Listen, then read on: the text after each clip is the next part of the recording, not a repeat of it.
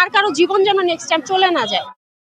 আমরা অফলাইন আর অনলাইনে দুই দিকেই মানববন্ধন করব, যেন ওদেরকে পর্যাপ্ত একটা শাস্তি দিতে পারি, আর ওদের জন্য মিডিয়া থেকে সম্পূর্ণভাবে বয়কট করা হয়, তিথিকেও আলবিকেও।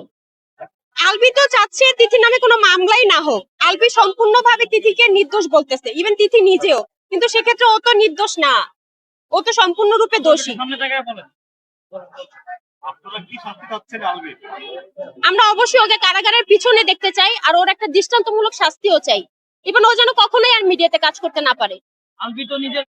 আচ্ছা, ও যে ভিডিও বার্তাটা করেছে, সরকার কেন এখনো ওকে অ্যারেস্ট করতেছে না?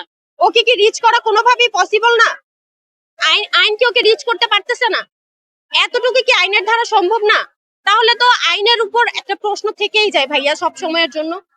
আলবি যেটা বলছে যে ও আসলে মব হবে, ওকে মেরে ফেলবে, এই ধরনের কথা আলবি কেন মেরে ফেলবে? ও যদি নির্দোষ হয় তাহলে ওকে কেন মেরে ফেলবে? ও দেশে আসুক, ও আইসা নিজেকে নির্দোষ প্রমাণ করুক। আসলে কারা করে, নারীরা করে না পুরুষেরা করে, আপনার কাছে কি মনে হয়? ভাইয়া দুইজনেই করে, দুইজনেই সমান পরিমাণে দোষী। এটা নারী হোক আর পুরুষ হোক, দুইজনেই সমান পরিমাণ এটাতে দোষী। কাউকে আমরা কম দোষ দিতে পারবো না। এক্ষেত্রে তিথিও দোষ করেছে, আলবি তো অবশ্যই দোষ করেছে।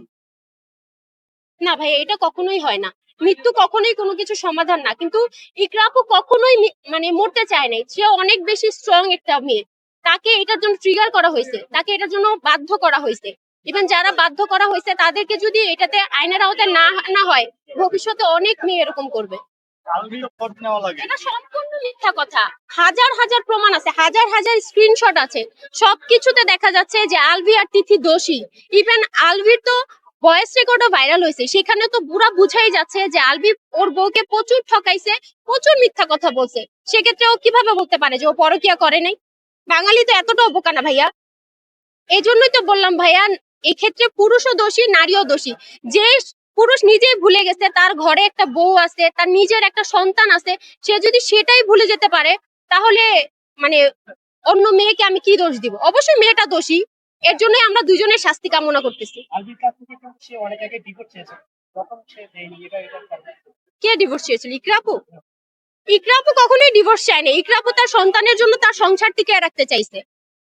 আলবি এখন মিথ্যা কথা, বানোয়াট কথাবার্তা বলতেছে, যেগুলো ও লাইভে এসে বলছে সেগুলোর কোনো ভিত্তি নাই। ওর বউকে শেষ দেখাটা অব্দি দেখতে আসে নাই, ওর কোনো কথা বলার জায়গাই নেই এখানে।